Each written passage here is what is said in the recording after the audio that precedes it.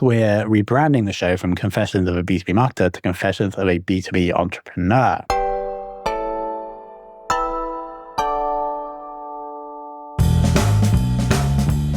Hello and welcome to Confessions of a B2B Marketer. And today we have a solo episode.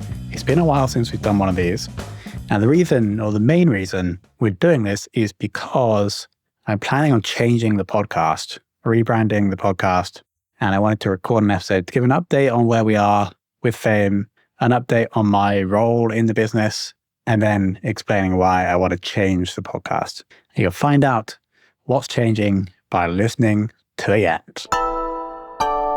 All right, so let's talk about Fame. So I think people probably know if you're listening to this because we advertise in every episode. Fame Staff and Growth podcast for B2B brands. Right now, approximately $3.2 million in ARR. We're fully bootstrapped, haven't raised any money, have about 70 full-time team members, fully remote. And a couple of things have changed in the past maybe 6 or so months. First of which is we rebranded. Go and check out fame.so to check out the rebrand. I like it much more. Really needed it, to be honest. It'd been 4 years roughly since we'd done the rebrand. Nothing's changed with the positioning of the company. We're still the B2B podcast agency. I think we're close to becoming the biggest. The other thing that's changed is that we do have what we're calling add-on services. The ethos behind Fame is that in order to win in B2B these days, you need to be known, liked, and trusted by a B2B company before they come into the buying window for your product or service.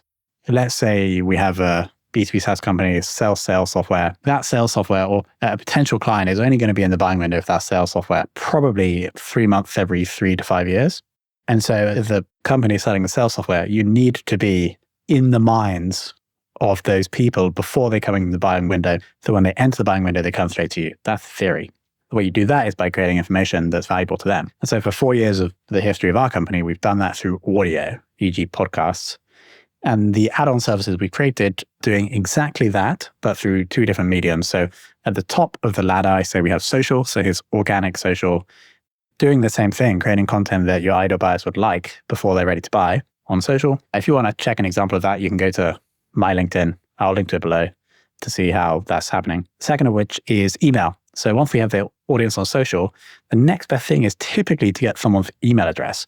We're also pulling them off the social network, which is a little bit of insurance because LinkedIn could just change the algorithm, you lose all your reach. So we pull that to a permission asset that we know, e.g. the email. And then at the bottom, which is the thing that can have the biggest impact in how much a potential customer knows, likes, and trusts you, is the podcast. So I see it in that hierarchy: social, email, and then podcast is still the main service for us anyway.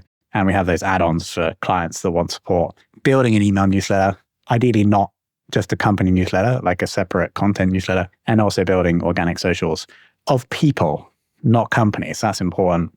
It's much more effective to build organic social profile for a person than a business. So those are the things that have changed with Fame over the past 6 months.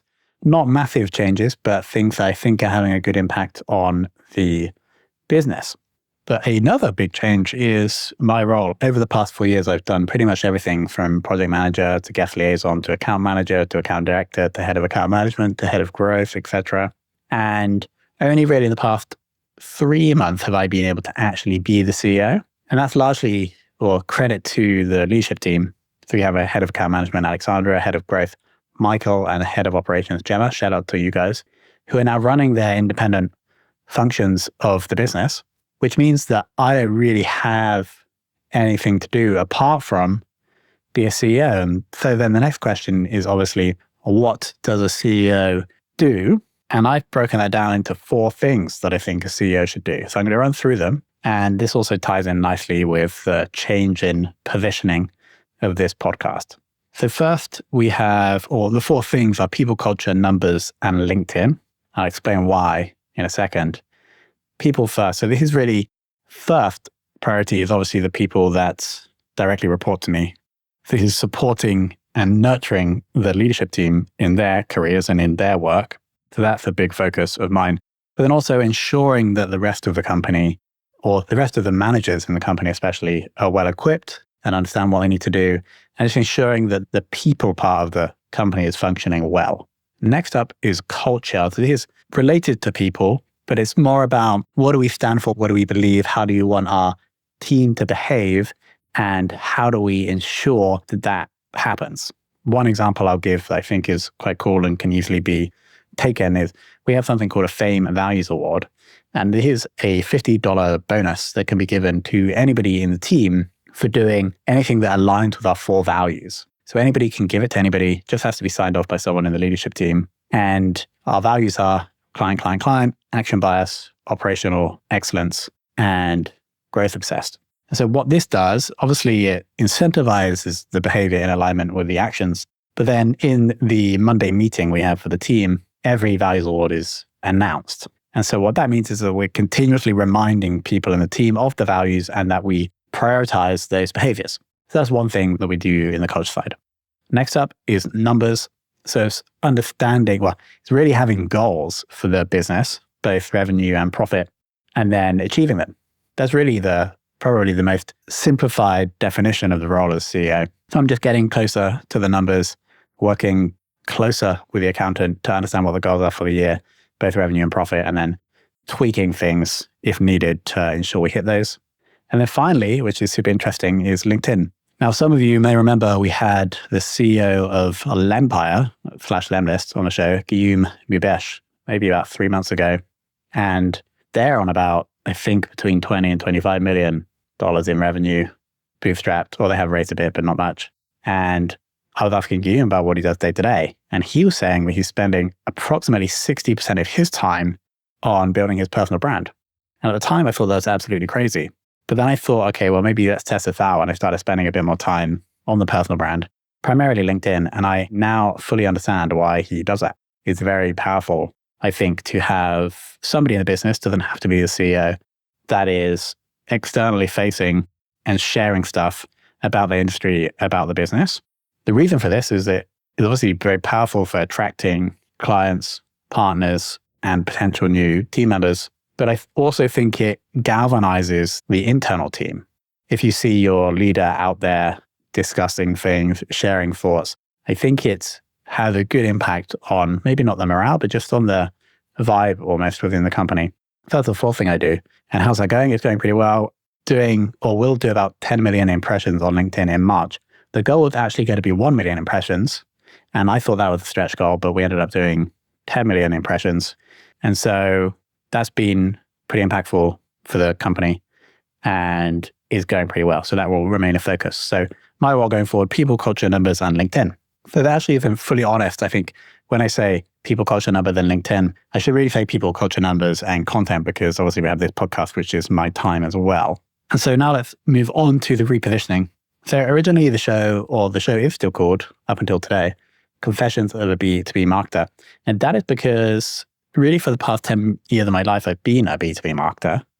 And the reason I was able to start Fame is that I built a podcast and email newsletter, originally called SaaS Hacker and then SaaS Marketer, that really fueled my passion for marketing. And so it was the obvious step was to create the content in that niche, because that's what I loved. That's what I was doing at the time.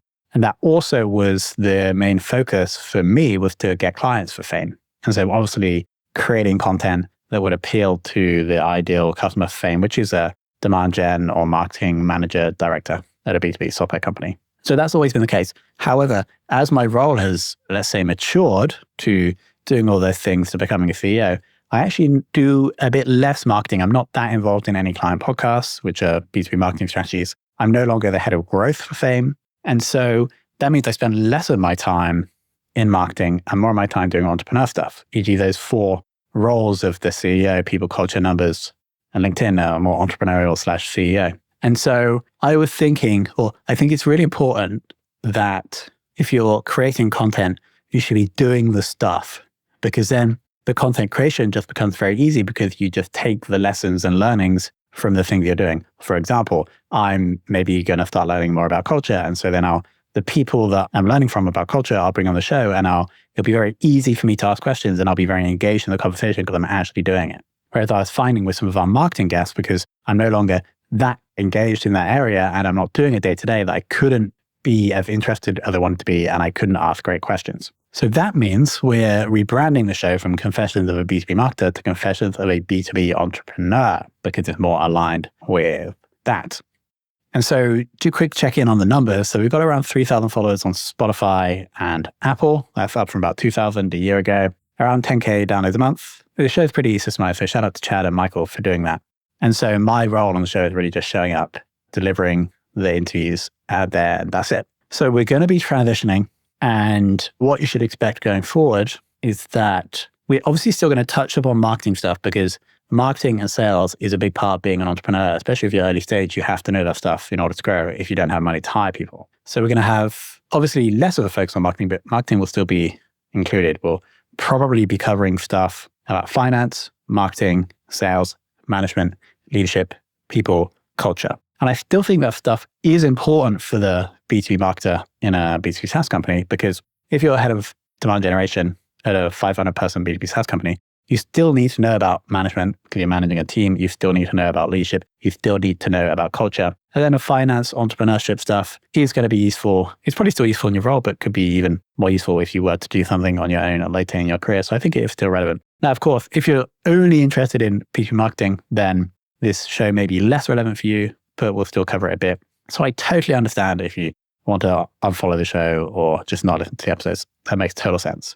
I really appreciate you listening to the show in its old iteration. So upcoming guests, we have a guy called Adam Pence, who's kind of a mentor, or we have informal calls where he advises. He is one of the people that I know that has the most knowledge and interest in small business stuff, so finance, etc., and also has a finger on the pulse of AI. So he's coming on, and we're going to probably be really nerdy about business stuff. And then we have another guest called Ash Jones, who's coming on. He, again, is an entrepreneur in the B2B space, specifically in personal branding for B2C. So some big names in the UK he does personal branding for, but he's also an entrepreneur, well, a B2B entrepreneur, to be clear. So most guests are either going to be entrepreneurs themselves or people that know a lot about a specific thing. So it could be somebody that knows a lot about marketing, but still be relevant to bring on.